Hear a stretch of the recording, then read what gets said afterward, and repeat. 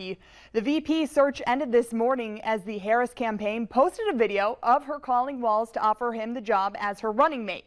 They also posted a video introducing him to much of the country, highlighting his background with the Army National Guard and as a teacher and football coach before getting into politics.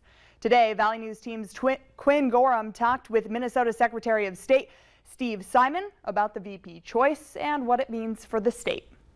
Once a high school teacher in Mankato, Governor Tim Walz has been elevated to the national stage. The governor of Minnesota will now appear alongside Kamala Harris on the Democratic ballot this November, the first Minnesotan since Walter Mondale to appear on a major presidential ticket.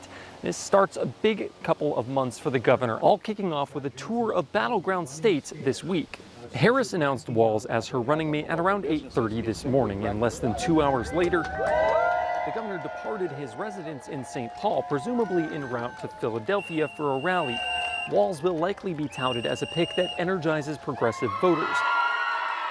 The governor signed a huge list of progressive legislation into law, including taxes on wealthy Minnesotans, protections for abortion and trans rights, and a green energy push, to name a few. For now, per state law, he remains the governor of Minnesota. If, however, he's on the winning ticket in November, the governor will need to step down.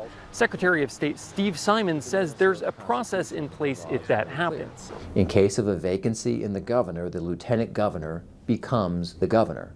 And in case of a vacancy in the lieutenant governor, the Senate president automatically becomes lieutenant governor.